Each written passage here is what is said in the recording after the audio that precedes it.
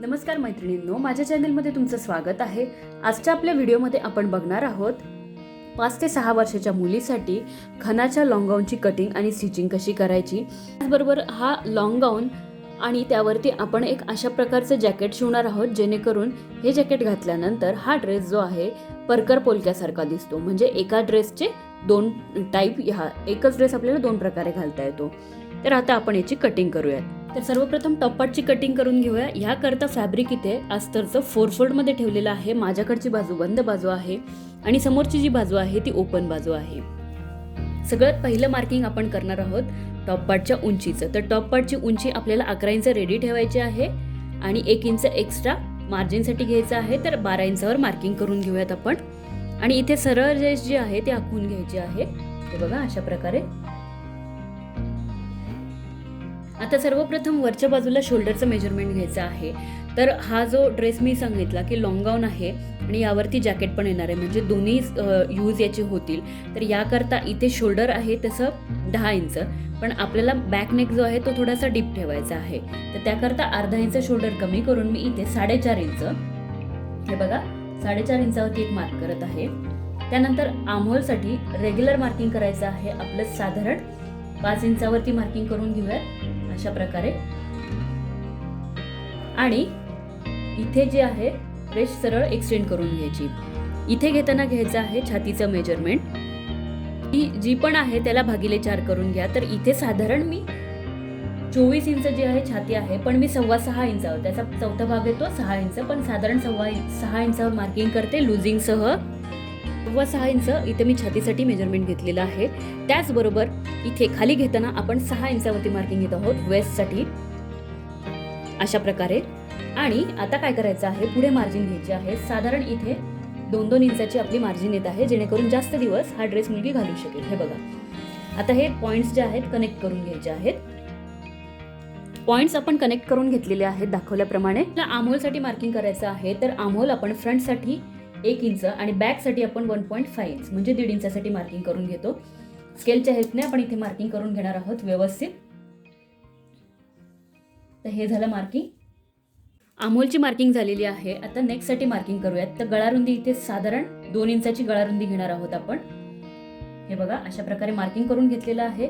आणि पुढचा जो गळा आहे त्याची आपल्याला खोली घ्यायची आहे. इथे साधारण 3.5 इंच, 3.5 ते 4 इंचापर्यंत मार्किंग करून घेऊ शकता. आपण 4 इंच मार्किंग करूयात म्हणजे तो तयार होईल 3.5 इंचाचा. आणि एक बॉक्स जो आहे तो इथे ड्रॉ करून घेऊयात. तर आता आपण इथे सर्वप्रथम ही झाली आपली फ्रंट नेकची मार्किंग साधारण 4 इंचावरती. आता यामध्ये आपल्याला बॅक नेक जो आहे तो डीप ठेवायचा आहे. तर साधारण आपण इथे बॅक नेक जो ठेवणार आहोत 5.5 इंच ठेवणार आहोत. बॅक नेक डीप हवा आहे.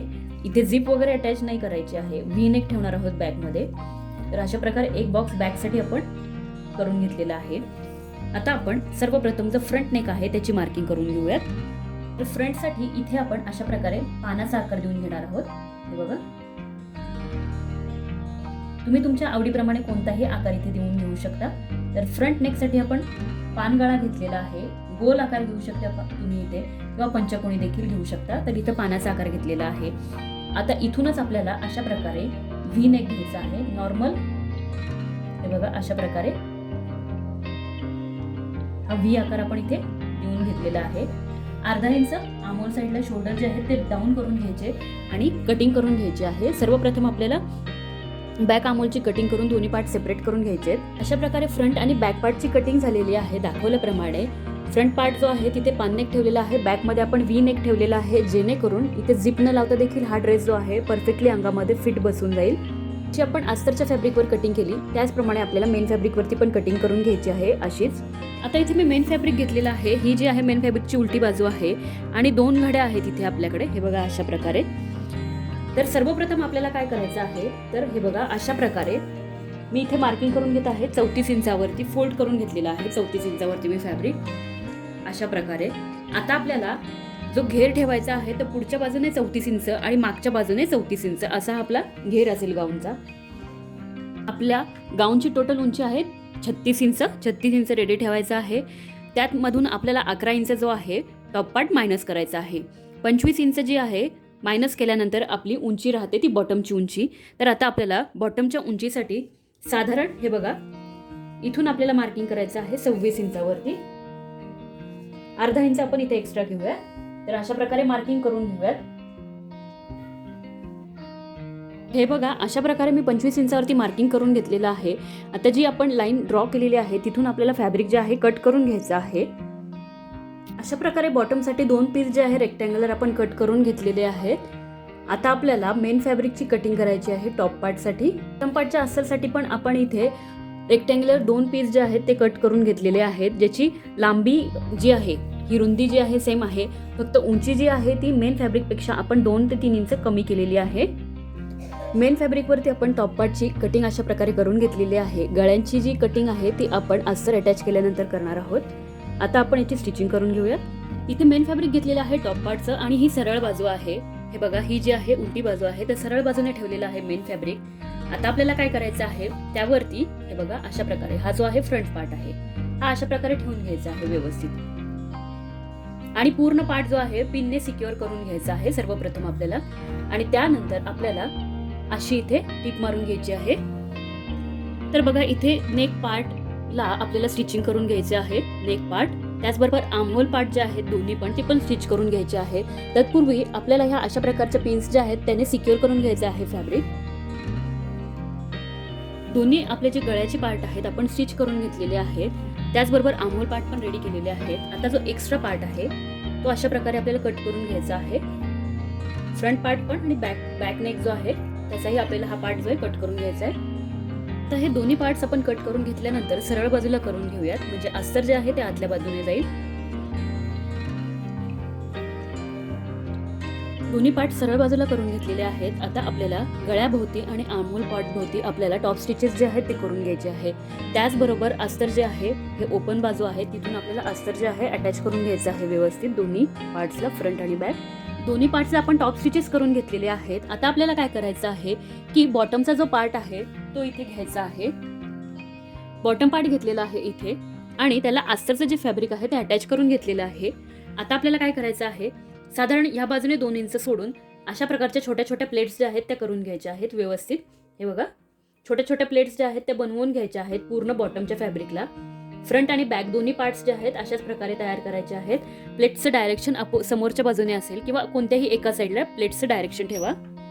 अशा प्रकारे प्लेट्स ज्या आहेत त्या बनवून घेतलेल्या आहेत आपण. दोन्ही पार्ट्स आपण अशाच प्रकारे रेडी केलेले आहेत. फ्रंट आणि बॅकसाठी दोन्ही पार्ट्स तयार आहेत.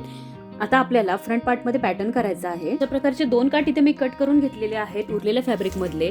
आणि साधारण यांची हे बघा उंची जी घेतलेली आहे 28 इंच उंची घेतलेली आहे. आता हे जे काठ आहेत आपल्याला फ्रंट पार्टमध्ये अटॅच करायचे आहेत. तर इथे अशा प्रकारे हे बघा इथे सरळ मी वरचा टॉप पार्ट ठेवलेला आहे, खाली बॉटम पार्ट घेतलेला आहे. आता आपल्याला काय करायचं आहे व्यवस्थित टेप जो आहे शोल्डर वरती. आता हा जो आपण पॅटर्न करणार आहोत तो लेफ्ट हँड साईडला करणार आहोत. तर लेफ्ट हँड साईडचा जे शोल्डर आहे तिथे इंच टेप सेंटरच्या साईडला ठेवलाय. सेंटरच्या साईडला ठेवून आता आपल्याला अशा प्रकारे अंदाजे एक मार्किंग करून घ्यायचं आहे. साधारण हे बघा इथून जो आहे आपला पॅटर्न जो आहे तो तयार होणार आहे. तर अगदी सरळ हा जो पॅटर्न आला पाहिजे याकरता आपल्याला इथे अशी रेष आखून घ्यायची आहे सरळ. या पार्टवरती आपण इथे लाईन जी आहे ती व्यवस्थित आखून घेतलेली आहे. हे बघा अशा प्रकारे. आणि हा जो काठ आहे तो मी घेतलेला आहे. आता हा जो काठ आहे त्याचा जो गोल्डन पार्ट आहे तेवढाच आपण इथे अटॅच करणार आहोत. तर साधारण हे बघा अशा प्रकारे काठ दोन्ही साईडने फोल्ड करून घ्यायचा आहे. या साईडने पण अर्धा इंच आपण फोल्ड करून घेऊयात. त्यानंतर अर्धा इंच फोल्ड करून झाल्यानंतर हा जो पार्ट आहे अशा प्रकारे आपल्याला इथे स्टिच करून घ्यायचा आहे किंवा शिवून घ्यायचा आहे व्यवस्थित. जी रेष आहे तिच्या एका बाजूने रेषेच्या ह्या बाजूने शिवायचा आहे. अशा प्रकारे हे दुसरा जो पार्ट आहे तो आपल्याला समोरच्या बाजूने इथे अटॅच करायचा आहे. साधारण आपल्याला हा जो काठ आहे तो एक 5 ते 6 इंच आहे बघा वरच्या बाजूने इथे 8 ते 9 इंचापर्यंत आपण एकदम खेटून लावणार आहोत असा. त्यानंतर हा जो काठ आहे थोडासा तिरकस करून आपल्याला हा ग्रीन पार्ट जो आहे तो दिसला पाहिजे अशा हिशोबामध्ये आपल्याला हा जो काठ आहे तो लावून घ्यायचा आहे. काठ इथे आपण व्यवस्थित स्टिच करून घेतलेले आहेत. हे बघा दोन्ही काठ स्टिच केलेले आहेत. आणि जी मार्किंग केली होती आपण त्या रेषेवरती हे बघा इथे मी पिन लावून घेतलेले आहेत दोन्ही काठांना. आणि एक 10 इंचावरती मार्किंग केलेलं आहे. 10 इंचापर्यंत हे जे काठ आहे ते एकावर एक किंचित अंतरावरती एकावर एक राहतील अशा प्रकारे, किंवा शेजारी ठेवून आपल्याला स्टिच करून घ्यायचे आहेत. त्यानंतर ही जी रेष आहे आपली, हे बघा इथे रेष दिसत आहे. त्यानंतर रेषेच्या साईडने 2 इंच, ह्या साईडने 2 इंच किंवा 2 बोटं अंतर असं मी हा काठ जो आहे क्रॉस मध्ये लावणार आहे. फक्त आपल्याला आता काठ जे आहेत असे शिवून घ्यायचे आहेत. इथे घेताना काठ शिवताना घेण्याची काळजी की कुठेही खालच्या बाजूने मेन फॅब्रिक जे आहे ते गोळा झालं नाही पाहिजे. व्यवस्थित अशी फिनिशिंग मध्ये काठ आपल्याला इथे लावून घ्यायचे आहेत. त्याचबरोबर खालच्या बाजूने जे एक्स्ट्रा काठ आहे तो एक्स्ट्राचा पार्ट कट करून घ्यायचा आहे, किंवा तुम्ही हा जो काठ आहे अशा पद्धतीने आतमध्ये फोल्ड करूनही लावू शकता. काठ कट करून व्यवस्थित आपल्याला इथे स्टिच करून घ्यायचे आहेत दोन्ही बाजू. तर अशा प्रकारे काठ जे आहेत ते व्यवस्थित जॉईंट करून घेतलेले आहेत आपण. आणि हे बघा, ह्या भागामध्ये खालचा जो ग्रीन काठ आहे, ग्रीन कलर आहे ड्रेसचा, तो पण आपल्याला इथे दिसत आहे. आता आपल्याला काय करायचं आहे, हा पार्ट असाच ठेवायचा सरळ. त्यावरती आपल्याला टॉप पार्ट घ्यायचा आहे. टॉप पार्टचा मेन फॅब्रिक आणि बॉटमचा मेन फॅब्रिक दोन्ही समोरासमोर ठेवून आपल्याला इथे शिवून घ्यायचं आहे. दोन्ही पार्ट जे आहेत ते अटॅच करून घ्यायचे आहेत अशा प्रकारे व्यवस्थित. त्याचबरोबर बॅक पार्ट पण आपल्याला अशाच प्रकारे, जसं फ्रंट पार्ट रेडी केला अशाच प्रकारे बॅक पार्ट पण आपल्याला इथे स्टिच करून घ्यायचा आहे. फ्रंट पार्ट मध्ये आपण टॉप पार्ट अटॅच करून घेतलेला आहे. त्याचबरोबर बेल्ट जे आहेत ते पण आपण स्टिच करून घेतलेले आहेत. त्याचबरोबर मागचा जो पार्ट आहे तो पण रेडी केलेला आहे, बॅक पार्ट. आता आपल्याला हे दोन्ही पार्ट्स एकमेकांवरती ठेवून घ्यायचे आहेत. ड्रेस आपण उलटा ठेवून घेतलेला आहे अस्तरच्या बाजूने, आणि आपल्याला शोल्डर फिटिंग करून घ्यायची आहे. सर्वप्रथम दोन्ही शोल्डरची फिटिंग करायची.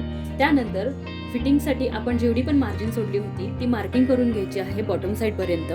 अशा प्रकारे आपल्याला दोन्ही साईडने फिटिंग करून घ्यायची आहे. अस्तर अशा प्रकारे आतल्या बाजूने डबल फोल्ड करून स्टिच करून घ्यायचं आहे. तर मैत्रिणींनो, अशा प्रकारे आपण लॉंग गाऊनला फिटिंग करून घेतलेली आहे. आणि 5 ते 6 वर्षाच्या मुलीसाठी लॉंग गाऊन इथे खणाचा तयार झालेला आहे. व्हिडिओ कसा वाटला कमेंट्स करून नक्की कळवा. चॅनलला लाईक करा, शेअर करा आणि सबस्क्राईब करा. खाली दिलेल्या बेल आयकॉनवरती क्लिक करा, म्हणजे येणाऱ्या प्रत्येक व्हिडिओची नोटिफिकेशन तुम्हाला नक्की मिळेल.